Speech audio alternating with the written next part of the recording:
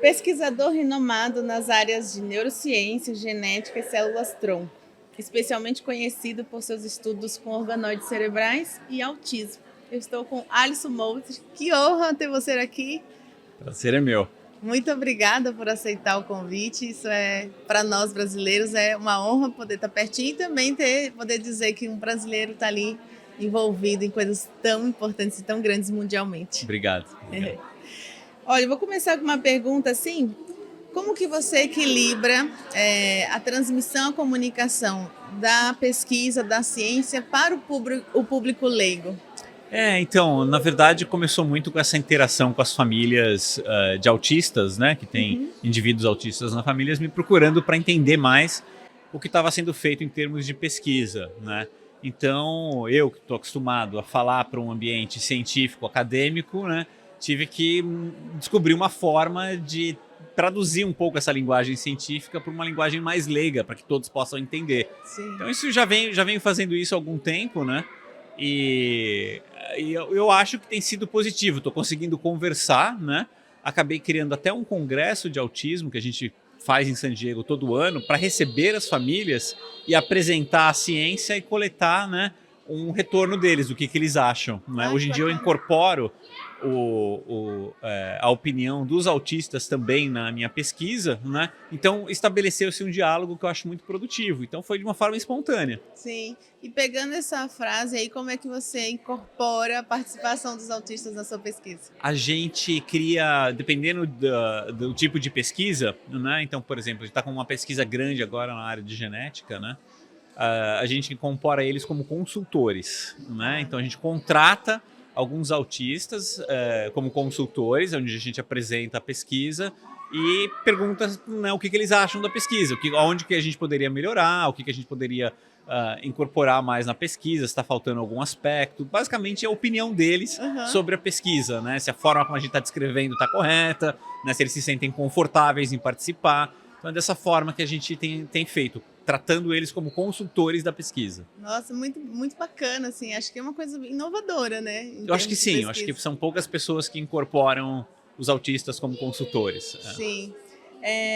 Como surgiu a ideia de usar organoides cerebrais para estudar os distúrbios do neurodesenvolvimento? A ideia surgiu pela frustração do modelo animal, que é o modelo biomédico mais utilizado, né? Então, no autismo, como são características tipicamente humanas, muito difícil de reproduzir no modelo animal.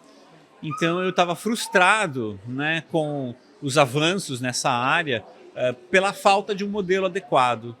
Então, eu buscava um modelo humano. E a única forma de estudar o cérebro humano, né, seria ou esperar um tecido pós-mortem, né? Isso a gente tem em ciência, as pessoas doam o cérebro, né, após a morte. Mas, nesse caso, o tecido já está deteriorado, a condição já apareceu. E eu queria entender o início, o que acontece, né, durante o desenvolvimento do cérebro autista.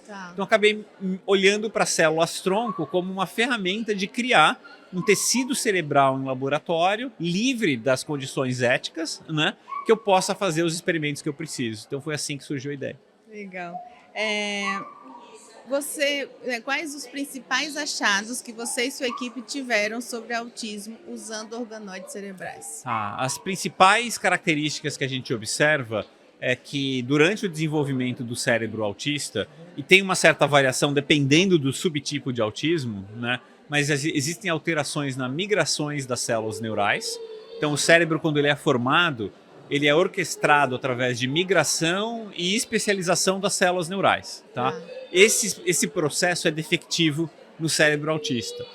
Tem uma proliferação excessiva, tem um número de neurônios a mais, né, do que o neurotípico, e as formações, as conexões neurais, né, principalmente as sinapses, né, são alteradas também no autista. Então a gente observa isso com esse novo modelo de organoide cerebral.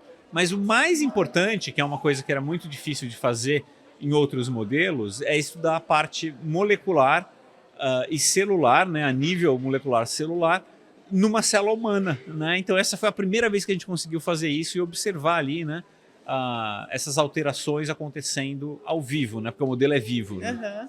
E ter mais sinapses, mais neurônios, gera mais desorganização, assim? Exatamente, nem sempre mais é melhor, né? Nesse caso, acaba criando uma desorganização das redes neurais, que são formadas naqueles períodos do desenvolvimento, né? Então essas redes neurais acabam sendo alteradas, né, pelo excesso de neurônio, e isso vai lá na frente na vida afetar o comportamento, a forma como você sente o ambiente, a forma como você responde ao estímulo. Tudo isso é por causa da má formação ou formação alterada do cérebro, né? Tá. Você já enfrentou críticas, né, em relação aos minicérebros cultivados no laboratório? Como que você lida com isso? Se eu já enfrentei críticas, eu acho que a maior crítica, que é uma crítica dos meus colegas acadêmicos também, é por ser um modelo reducionista, né? Ou seja, esse tecido cerebral ele não está associado a um corpo, ele não tem vascularização, ele não tem uma representação de todas as partes do cérebro, então ainda é um modelo reducionista, né? Mas mesmo sendo reducionista, ele já nos está dando alguns insights, então ele já é útil, tá? E eu acho que muitas das limitações que a gente tem hoje vão ser superadas nos próximos anos. Por exemplo, a gente já está conseguindo buscar uma certa forma de vascularização.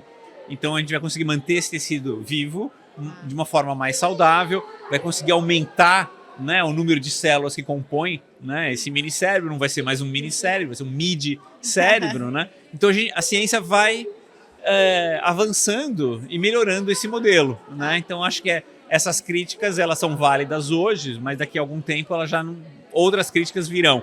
Eu acho que uma crítica que vai vir, por exemplo, é uma parte ética, né? Porque conforme a gente amplia a complexidade desse modelo, muito provavelmente esse modelo vai chegar num nível que ele tem algum tipo de consciência, né? Ou ele vai ter algum tipo de sensação. E seria ético eu trabalhar com um tecido humano, neural, capaz de sentir algo, né? Então essa vai ser uma barreira que a gente vai ter que enfrentar. Tá. Eu tenho certeza que vocês vão conseguir achar uma saída em relação a isso. Em que medida, né, que os organoides realmente replicam a complexidade do cérebro humano? Tá. Ou vai replicar, né? Tá. Ainda é um modelo, né, simplificado do cérebro humano, né? O cérebro humano a gente tem ali bilhões de células neurais, trilhões de sinapses, e esse organoide cerebral ele ainda representa uma fração disso, muito pequena, né? Ele tem 5 milhões de células, ou seja, equivalente a um cérebro de uma abelha, né? Então ainda está muito, em termos de complexidade, muito menor, né? Porém, né, o fato dele ter todos os pedaços essenciais para o funcionamento do cérebro já nos permite que a gente observa, por exemplo, a formação das redes neurais, né, que eu achava que nesse modelo não ia dar e já permite fazer isso. Então até nos surpreendeu pela complexidade. E você está com uma viagem para o espaço, né? Quando que isso vai acontecer? Ainda não tem uma data, né? Mas vai acontecer. Vai? Ainda não tem uma data. Essa data depende de uma série de fatores, né? Inclusive dos parceiros que a gente tem formado para que esse trabalho aconteça, né? Mas uma vez tendo essa data, né, a gente já sabe os experimentos que vão ser feitos. Já estou sendo treinado em diversas áreas para poder participar disso daí, né? Estamos só agora no aguardo dessa data. Nossa, a gente já está aqui torcendo junto, vai realizar, sabe, essa Copa do Mundo? Acho que para a comunidade, assim, é uma Copa do Mundo para a gente. O que você vai fazer lá e quais são as suas expectativas? Tá, a gente já vem trabalhando, né, com a NASA e fazendo experimentos no espaço desde 2019. E a gente aprendeu que ao cultivar esses organoides cerebrais no espaço, a gente consegue acelerar o tempo de desenvolvimento. Então, 30 dias no espaço, ele mostra marcadores moleculares já de uma pessoa que tem 10, 30, 80 anos. Né? Então, eu não tenho que esperar o meu modelo amadurecer todo esse tempo. Eu envio para o espaço, retorno ele e eu já tenho, né, a idade precisa que eu preciso. Né? Legal. E esses experimentos têm ficado cada vez mais complexos. Então, por exemplo, agora a gente quer tratar esses organoides cerebrais para descobrir se existem moléculas neuroprotetoras ou moléculas que possam ajudar doenças neurológicas, né, como um Alzheimer, um Parkinson, uma neurodegeneração. E isso pode respingar também, né, num futuro tratamento para o autismo. Né? E esses experimentos requerem o manuseio, né, experimental desses organoides cerebrais por algum especialista, por um cientista que trabalha com eles, né? Então eu não consigo fazer isso com um astronauta da NASA, a gente tentou, não conseguimos fazer isso. E eu tenho uma plataforma autônoma, né, que faz até certo ponto, mas não é o ideal. Tá. Então tem que ir um cientista mesmo fazer esse experimento. Então essa é a ideia de mandar um cientista para o espaço. E como estão suas expectativas, assim, dos dois pontos de vista, como cientista e com uma pessoa, né, que vai, um ser humano vai no espaço? Eu nunca imaginei, não era um sonho de criança, né, ser astronauta, nem trabalhar no espaço. Eu sempre digo que é a ciência que me levou para lá, né? Ela me mostrou que o espaço causa esse fenômeno interessante que pode ser usado, né, para uma melhor qualidade de vida das pessoas que têm condições neurológicas em terra. Então eu não tinha uma expectativa de que isso aconteça, mas eu estou achando fenomenal, né? Acho que essa possibilidade de estar podendo participar disso tudo, estar podendo criar isso tudo pela primeira vez, eu acho fantástico, me sinto um privilegiado. E pode se sentir mesmo, é um privilégio. E para nós que estamos no Brasil, como eu falei, a gente da comunidade autista e da ciência de modo geral, né, está nessa expectativa junto com você. Você tem alguma... Vou entrar um pouquinho ali mais no pessoal, porque o público, né, eles gostam um pouquinho da vida pessoal do entrevistado. Você tem alguma curiosidade ou alguma história que você ainda não contou publicamente, assim, de bastidores? Eu acho que sempre, né, com o Ivan, tem o meu filho é autista, né? Tá. E o Ivan, ele é de nível suporte 3, então ele está sempre precisando de muita ajuda, muito suporte. E ele tem diversas características que são muito engraçadas, que às vezes nos colocam, né, em situações difíceis, né? Então vou contar um caso engraçado. Eu levo ele para natação, né? Eu levava num certo momento ali, né? E é sempre muito complicado, de tira ele do vestiário, troca ele e tal. E eu fazia isso, porque era o vestiário masculino e tal, né? E numa dessas eu bobeei, ele saiu correndo, né? Eita. Ele saiu correndo e eu saí correndo atrás dele, pelado. Aí peguei uma toalhinha e comecei lá, e ele já foi se metendo nos lugares. Estavam os dois pelados? Os dois pelados. Meu Deus! Então, assim, no fundo deu tudo certo, porque a gente estava numa comunidade muito acolhedora, que entenderam e me ajudaram, né, com aquela situação. Mas foi muito engraçado. E eu adoro ele, porque ele me coloca nessas situações tão inusitadas, né? Muito inusitada mesmo. Voltando, só dando um passinho, porque vocês fiquem aí, tá? Vocês precisam também entender um pouco de ciência, é importante. Qual foi o experimento assim que mais te surpreendeu na sua carreira até hoje? O experimento que a gente fez em 2019, mostrando a reversão das alterações neuronais em neurônios derivados de autistas. Uau. Foi aí que eu comecei a acreditar e ter uma esperança de que a gente consegue fazer alguma coisa, né, para esses indivíduos, trazer uma melhor qualidade de vida. Foi a ciência que me mostrou que, né, essas alterações são passíveis de reversão e que, tendo o ambiente correto, no caso, um tratamento farmacológico, né, eles passam a se comportar de uma forma neurotípica, mesmo tendo a genética do autismo. Ou seja, a genética do autismo não é determinista. Uau. E isso foi a ciência que me mostrou. Então a gente pode colocar uma esperança ali em vir a cura ou a reversão? Sim, eu trabalho com essa possibilidade. Uau! Tô arrepiada, quem vai dar pra ver por causa do casaco, mas é isso. Eu também estou chorando no meu próprio podcast, tá? O Alisson, que tinha 15 anos, lá atrás, imaginou que isso aconteceria, assim, liderar, né, uma pesquisa tão importante? De forma alguma, né? Eu olhando para trás, né, nas minhas decisões de carreira e o que aconteceu, não tinha essa expectativa, não sabia que iria por esse lado. A única coisa que sabia é que eu gosto muito de fazer ciência e gosto muito de ajudar as pessoas, né? Então eu sempre segui a minha vida, a minha carreira com isso em mente e nunca pensava em nenhuma outra consequência. Bacana. O que o homem de hoje falaria para esse adolescente de 15 anos atrás? Eu daria todo o suporte e falaria para errar mais, para testar mais coisas. Acho que teve uma série de momentos na minha vida onde eu ficava um pouco tímido de testar uma ideia, uma teoria um pouco mais revolucionária, né, com medo de um fracasso, né?